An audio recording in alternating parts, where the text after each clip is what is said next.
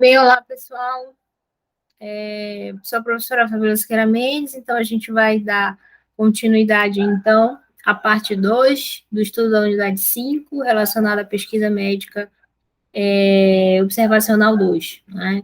Então, dentro dessa unidade 5, a gente começou conversando sobre os estudos de coorte, né? Eu encerrei o vídeo anterior mostrando para vocês o delineamento geral desses estudos de coorte. Vimos que ele parte essencialmente, então, de uma hipótese, né, em que eu desejo testar, dentro, então, dessa população relacionada e de interesse, né, cuja característica é de interesse por conta de permitir o teste dessa hipótese, eu seleciono uma amostra representativa dela, para, então, eu formar os meus grupos de observação em relação à exposição. Para isso, eu preciso dar um pouquinho de atenção aos meus critérios de inclusão e exclusão, ou seja, na seleção desses indivíduos que vão compor ou não a minha amostra.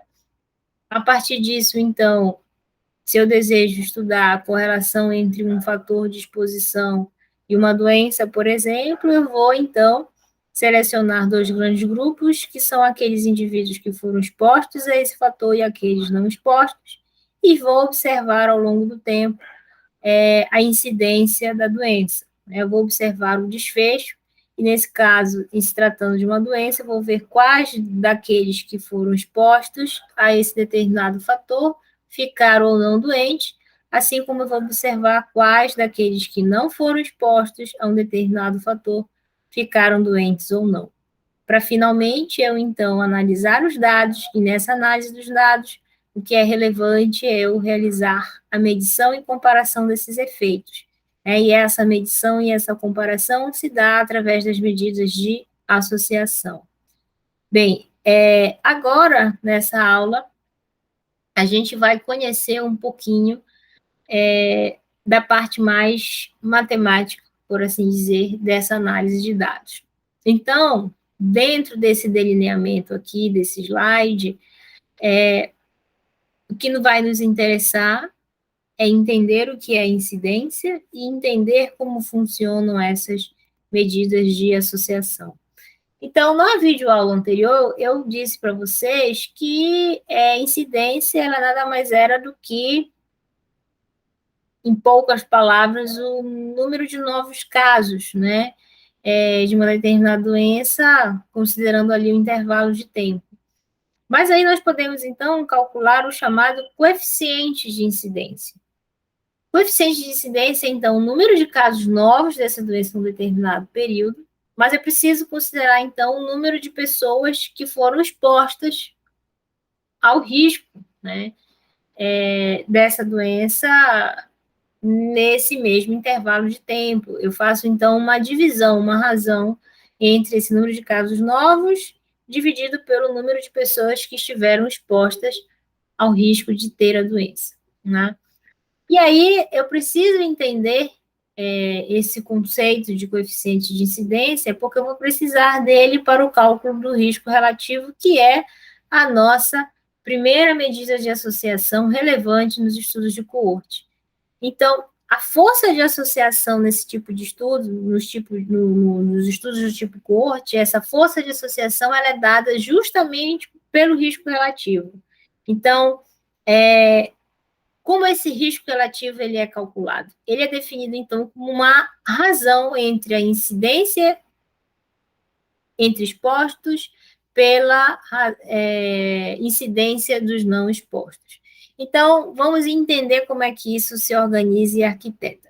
Eu trago aqui para vocês uma tabelinha, né, a chamada tabela 2x2, onde eu vou, então, organizar aqueles grupos dentro conforme aquele delineamento do estudo de coorte. Eu vou ter indivíduos expostos e não expostos a um determinado fator, e eu vou ter, dentro de cada um desses grupos, indivíduos que ficaram doentes e indivíduos que não adoeceram.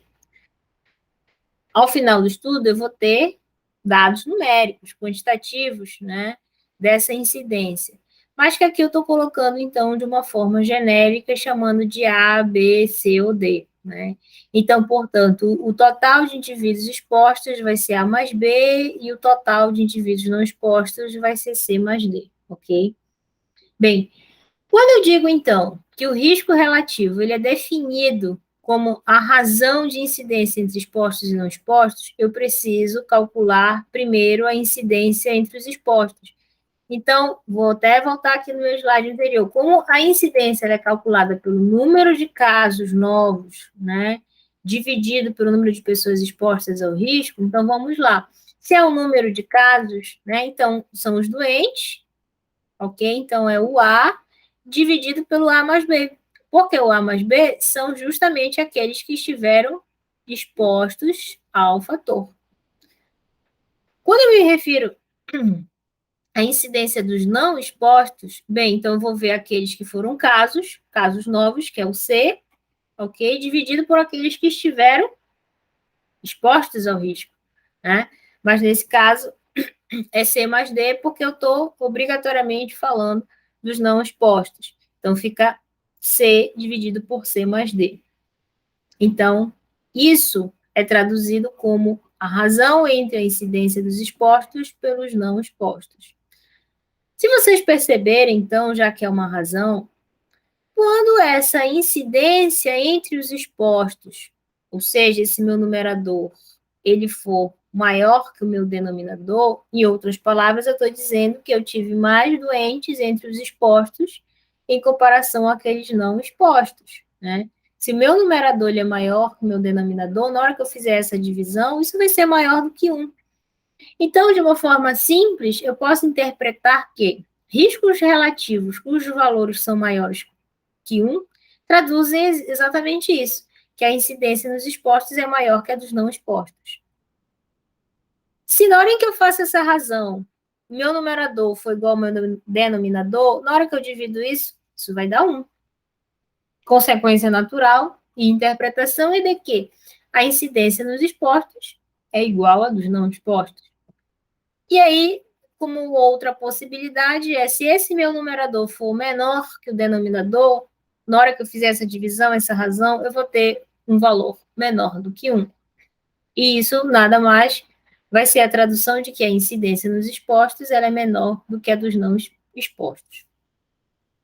E aí, se eu estiver, de fato, tendo como objetivo de estudo analisar, por exemplo, um fator de risco associado ou não uma incidência, né, de doença, ou um fator de exposição, vamos assim dizer, a uma incidência ou não da doença, ora, se a incidência nos expostos ela é maior que nos expostos, se for o meu risco relativo maior do que 1, eu posso, então, simplesmente chegar à conclusão de que, de fato, aquele fator, ele é um fator de risco. Porque aqueles que estiveram expostos a ele, eles tiveram uma maior incidência da doença em comparação àqueles que não foram expostos. De uma forma oposta, se eu tenho um risco relativo menor do que 1, e a incidência nos expostos ela foi menor do que nos não expostos, eu posso inferir que, na verdade, esse fator de exposição que eu estou estudando, ao invés de ser um fator de risco, ele é um fator protetor. Porque a incidência da doença foi menor neles do que naqueles que não estiveram expostos a esse fator. Por fim, se eu tenho, então, risco relativo igual a 1, significa dizer que, na prática, tanto faz como tanto fez, né? O indivíduo, ele se expor ou não àquele fator, isso não vai implicar em uma maior ou menor incidência de doenças, né? Existe ali, ou melhor, não existe, né, uma associação entre as variáveis estudadas. Então, no final, para que serve o risco relativo? Ele acaba sendo útil para nos responder a seguinte pergunta: quantas vezes é maior ou não a probabilidade de os indivíduos expostos desenvolverem a doença em relação aos indivíduos não expostos? É isso que se propõe responder o risco relativo. Aí vamos a um exemplo prático. Quase todos os livros trazem esse exemplo, né? E ele acaba sendo bastante utilizado porque, enfim, cabe muito bem ao contexto e é fácil de entender.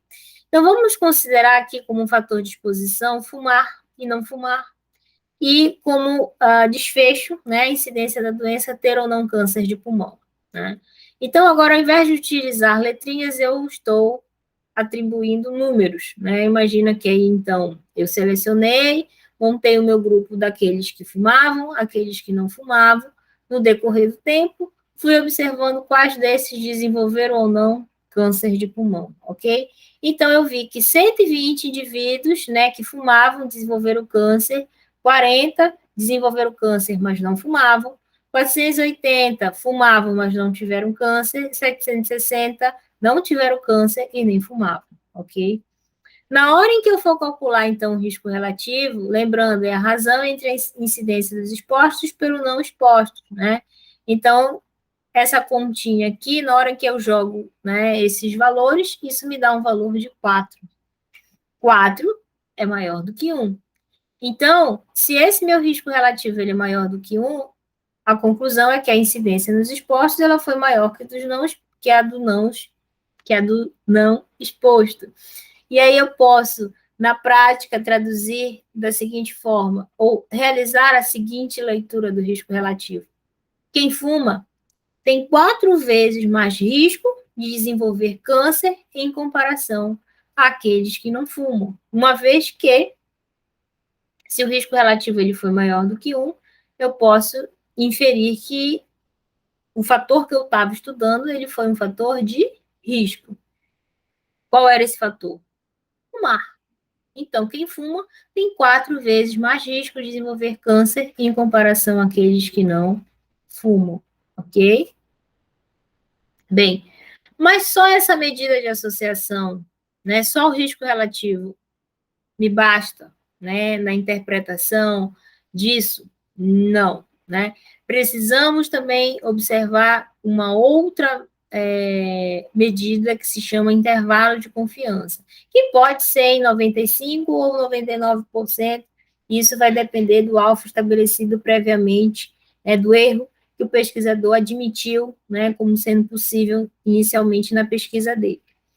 Bem, e aí, a interpretação do intervalo de confiança neste contexto aqui aliado ao risco relativo, que seja ele em 95% ou em 99%, isso significa dizer que em 95% ou 99% das amostras de estimativas estatísticas, o intervalo de confiança contém o valor do risco relativo. O que eu quero dizer é que, se eu observo um artigo ou mesmo, né, eu como na condição de pesquisadora, calculo o meu risco relativo, meu intervalo de confiança, 95%, e obtenho isso aqui, né, nesse exemplo que eu estou dando.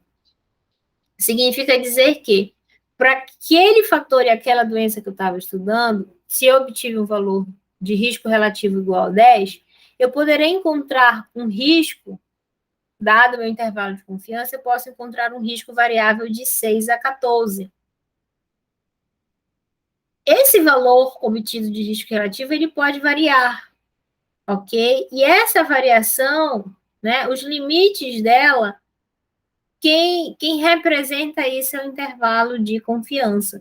Então, por isso que a interpretação dele, se for ele, por exemplo, 95% ou em 99%, é que nessas condições, né, em 95% ou 99% das amostras das estimativas, o intervalo de confiança ele vai conter o valor do risco relativo. E aí é óbvio, quanto menor for esse meu intervalo, quanto mais estreito for ele, mais preciso é o meu estudo. Por quê? Eu tenho uma variabilidade pequena, então, intervalos pequenos, eles traduzem uma maior precisão. E boa parte dessa precisão, ela é alcançada através de estudos cuja amostra, né, ela é grande, né? O N, ele é grande, então reduz esse intervalo de confiança e aí oferece para nós uma maior precisão. E aí, por que eu preciso obrigatoriamente observar esse intervalo de confiança?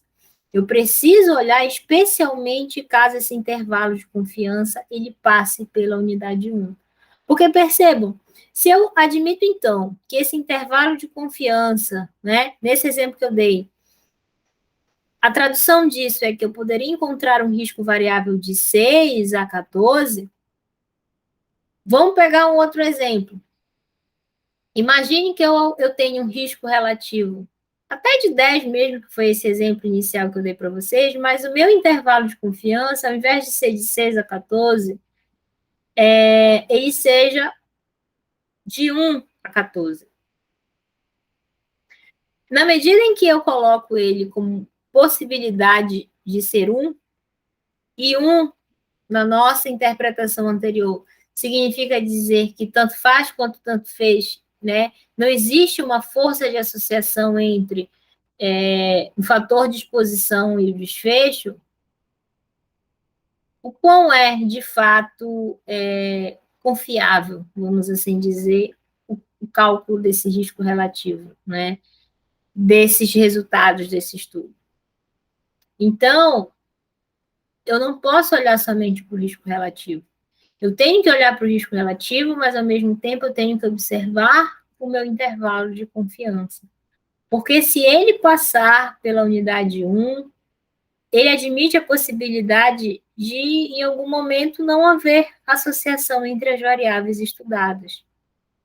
Ou ainda, se esse intervalo de confiança, além de passar pelo 1, né, ele pega valores menores que 1, inclui o 1 e ainda admite valores maiores do que 1, o que ele traduz é que, ora, aquele fator ele pode ser de risco, ora, aquele fator pode ser protetor, e aí você fica assim, e aí? Ele vai ser de risco ou ele vai ser protetor?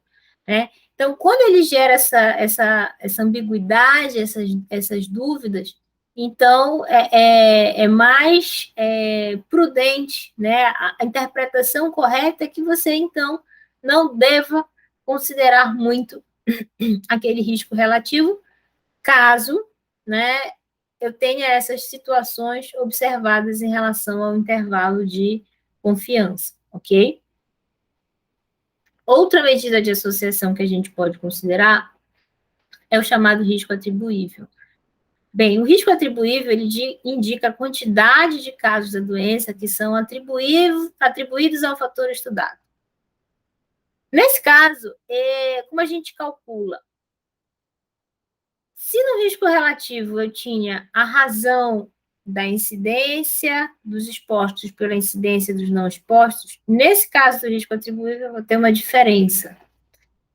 Eu calculo o risco atribuível subtraindo a incidência nos expostos pela incidência dos não expostos, ok?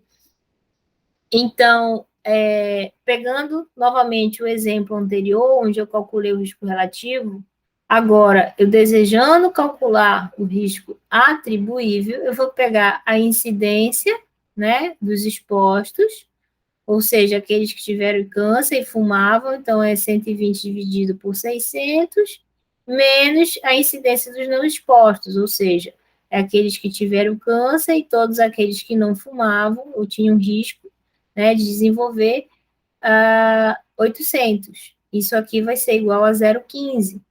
Eu posso ainda atribuir, ou melhor, transformar isso em valor percentual, para considerar o risco atribuível populacional, e na hora em que eu faço isso, bem, qual seria então a tradução, agora não mais da razão, mas sim da diferença entre as incidências? É que para cada 100 pessoas com câncer de pulmão, 15% dos casos são atribuíveis exclusivamente ao tabagismo. O que eu preciso entender, olhando essa tabela, e em qualquer outro estudo, é que se o meu, se eu estou estudando aqui incidência de câncer, indivíduos eles podem desenvolver câncer de pulmão, nesse caso aqui, sem necessariamente fumar ou não. E mesmo aqueles que fumam, eles podem ter desenvolvido câncer, não pelo cigarro, mas até por outros fatores que foram mais relevantes ainda. Então, o risco atribuível ele acaba sendo importante para eu saber o quanto que daquele desfecho observado ele é realmente atribuível exclusivamente ao fator estudado. Então, por isso que quando eu tenho esse valor de 15%, a interpretação é, para cada 100 pessoas com câncer de pulmão, 15% dos casos são atribuíveis exclusivamente ao tabagismo. E essa medida de risco absoluto, ela é fundamental, especialmente quando a gente fala no contexto de decisões e ações em saúde pública. Por quê?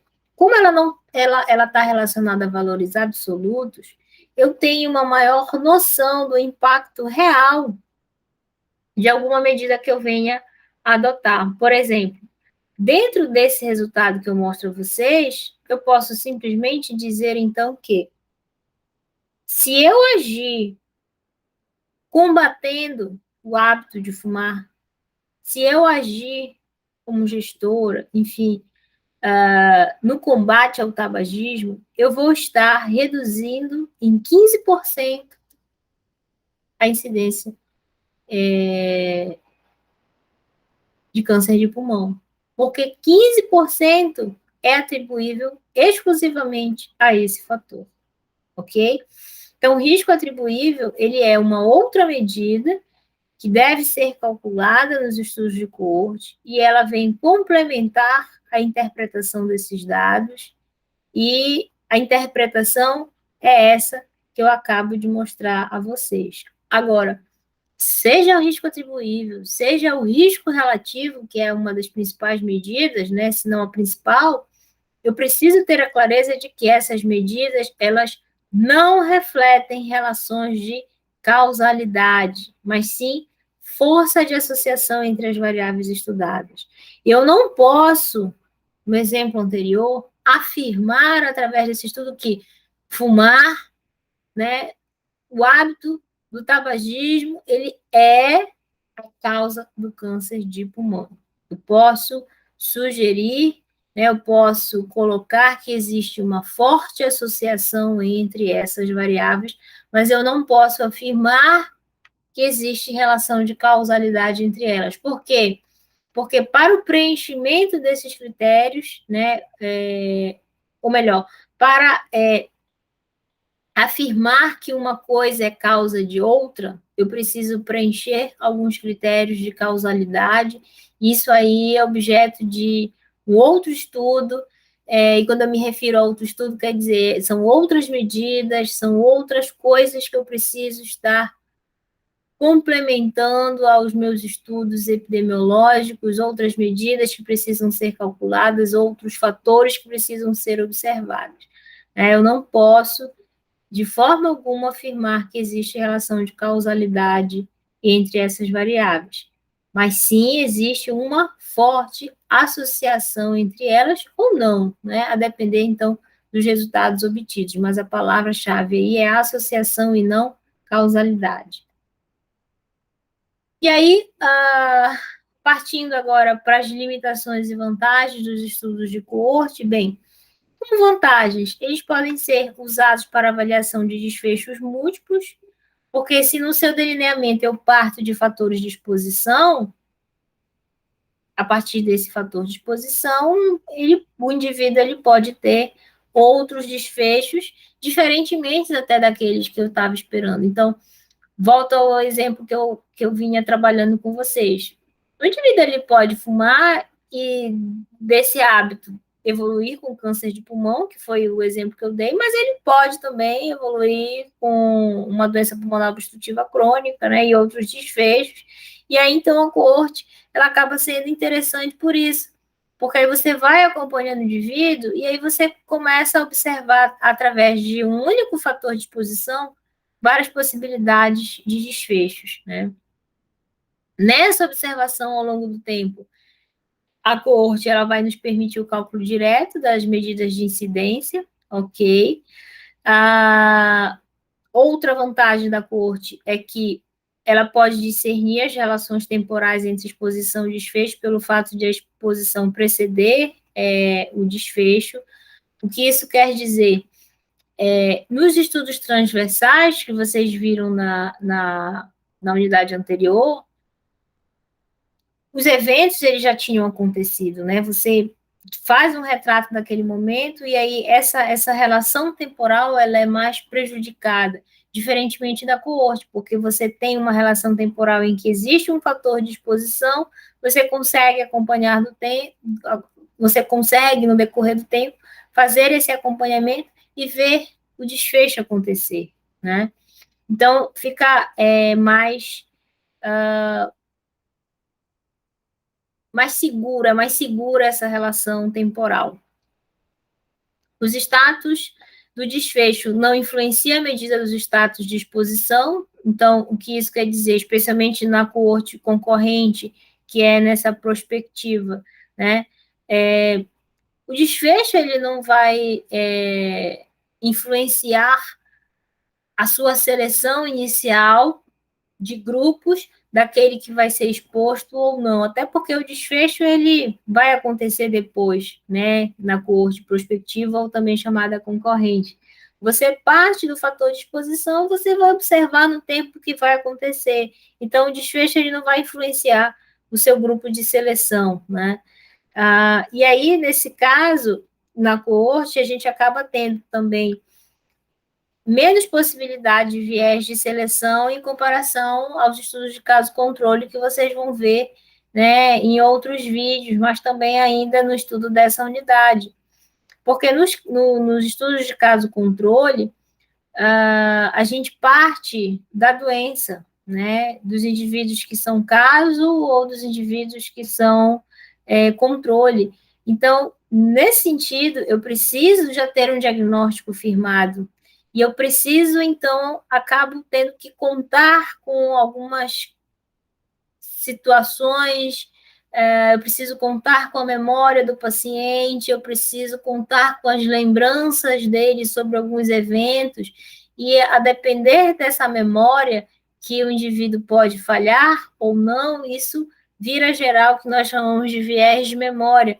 Então, ele tem que acaba ficando muito dependente dessa memória do participante do estudo, e aí isso implicar em vieses na seleção, né, na composição dos grupos.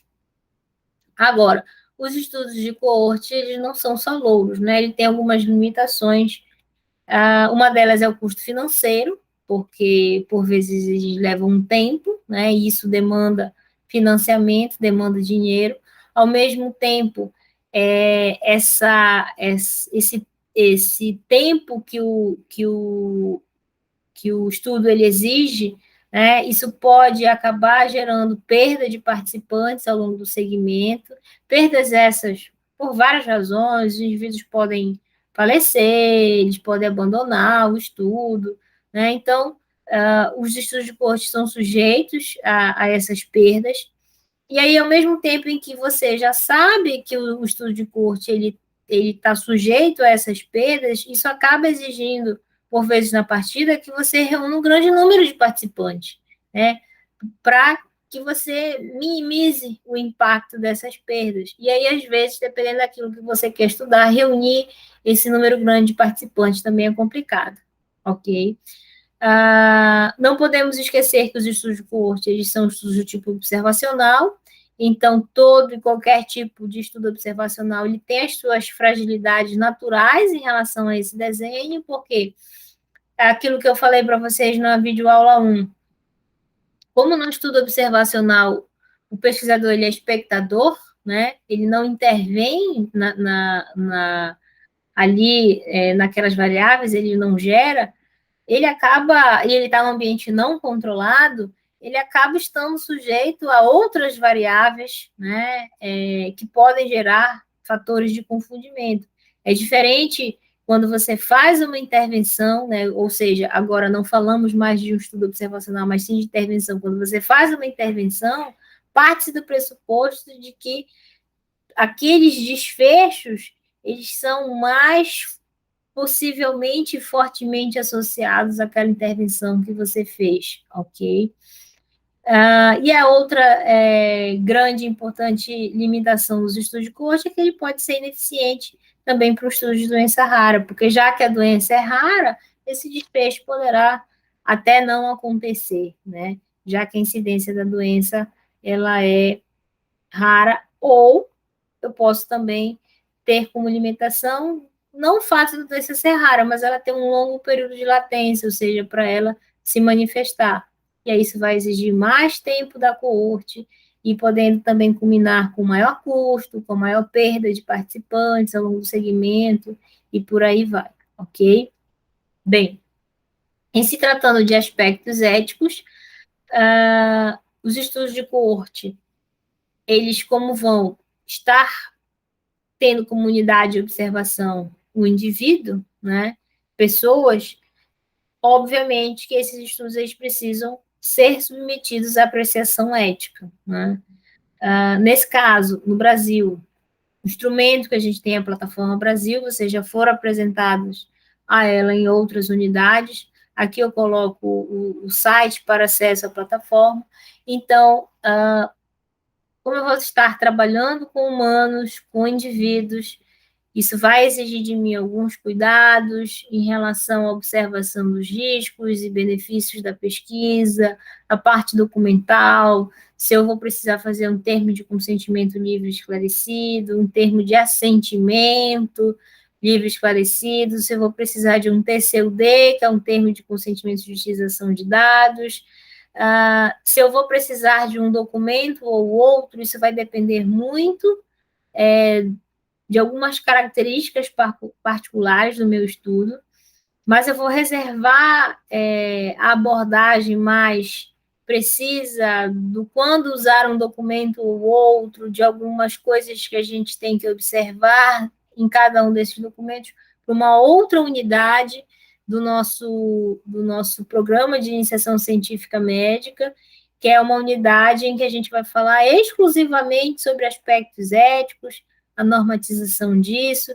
Então, lá naquela unidade vai ser muito mais oportuno eu chamar a atenção para vocês para alguns aspectos éticos, mas reforçando, estudos de coorte, em se tratando, então, de estudos, nós vamos ter como unidade de observação o indivíduo, e nesse caso o ser humano, obviamente que antes do início do estudo, eu preciso submetê-lo à apreciação ética, a um comitê de ética, e aí, somente após a aprovação desse comitê de ética, é que eu posso dar início ao meu estudo, ok? E aí, então, a gente encerra o estudo dessa unidade 5, finalizamos o que estava faltando, que é a análise e interpretação dos dados dos estudos de coorte, as limitações e vantagens deles e aspectos éticos, ok? Lá no Classroom vai estar disponível para vocês material complementar de apoio, assim como o link para vocês acessarem o Forms com exercício e, finalmente, o teste da unidade, ok? Um grande abraço a todos e até o nosso próximo encontro numa outra unidade. Tchau, tchau.